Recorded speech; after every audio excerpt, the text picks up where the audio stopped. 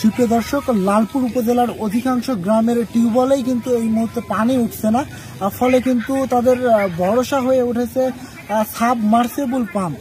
দর্শক, আমার পেছনটাতেও ঠিক এমনই একটি সরকারি সাবমার্সিবল পাম্প রয়েছে, যেখানে কিন্তু সাবমার্সিবল পাম্প এবং ট্যাঙ্কি রয়েছে, কিন্তু পানি এবং বিদ্যুৎ সংযোগ নেই। দর্শক, এই সাবমার্সিবল পাম্পটি কিন্তু একটি ফাঁকা মাঠের মধ্যে রয়েছে এবং এর আশেপাশের যে বাড়িগুলো রয়েছে সেগুলোতে কিন্তু টিউবওয়েলে পানি উঠছে না। অথচ মনি নামে একজন ক্ষমতার দাপট দেখিয়ে কিন্তু সরকারি এই সাবমার্সিবল পাম্পটি হাতিয়ে নিয়েছে। দর্শক, 1 বছর আগে বসানো এই সরকারি সাবমার্সিবল পাম্পটি সচল করা গেলে বা বিদ্যুৎ সংযোগ দেওয়া হলে কিন্তু এই গ্রামের আশেপাশে যারা রয়েছে পানি সংকটে রয়েছে তারা কিন্তু উপকৃত হবে। রামানন্দপুর গ্রামের মনির মতোই বাড়ি করবে বলে 2 বছর আগে ছোট বিলশলিয়া গ্রামে ফসলি জমিতে সরকারি সাবমার্সিবল পাম্প নিয়েছিলেন আব্দুল হান্নান। 2 বছরেও সেখানে বাড়িও তৈরি করেননি, আবার বিদ্যুৎ সংযোগও দেয়নি।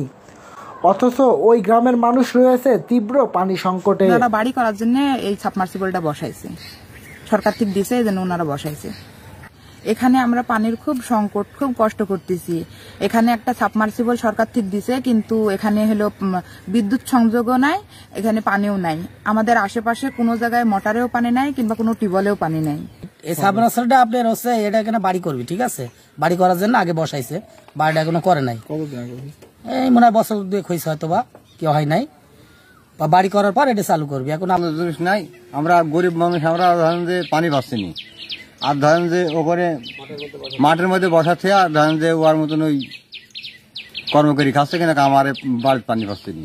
সেখানে মাঠের মধ্যে বাড়ি নাই, কৃষিজ আবাদি জমির মধ্যে বিদ্যুতের ব্যবস্থাও নাই, সেখানে সাবমার্সিবল হয়েছে। এবং শুনেছি যে বিলমারিয়া, দুদুরিয়া, রহিমপুর, করিমপুর এরকম অনেক জায়গাতেই এই ধরনের কাজগুলো করা হচ্ছে। এ বিষয়ে রামানন্দপুর গ্রামের আকবরের ছেলে মনির কাছে জানতে চাইলে এ বিষয়ে তিনি কথা বলতে চাননি। আমি বাড়ি করবো, আমি সাবমার্সিবল বসাচ্ছি ভাই, আমি কিছু কথা বলি। সরকারি সাবমার্সিবল পাম্প যেখানে সোনার হরিণ, সেখানে একসময় ক্ষমতার দাপটে এসব ব্যক্তিদের কাছে ছিল সহজলভ্য। তবে পাম্পগুলো সচল করতে প্রয়োজনীয় ব্যবস্থা নেওয়ার কথা জানান লালপুর জনস্বাস্থ্য প্রকৌশলের এই কর্মকর্তা।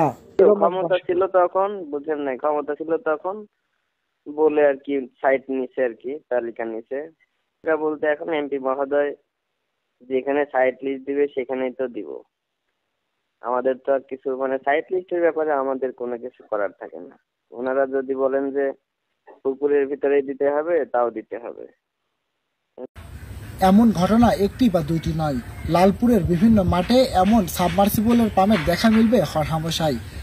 সাধারণ মানুষের দাবি, এমন তীব্র পানি সংকটে এসব পাম্পগুলো সচল করার উদ্যোগ নিক সরকার। লালপুর থেকে সজিবুল হৃদয়, লালপুর লাইভ।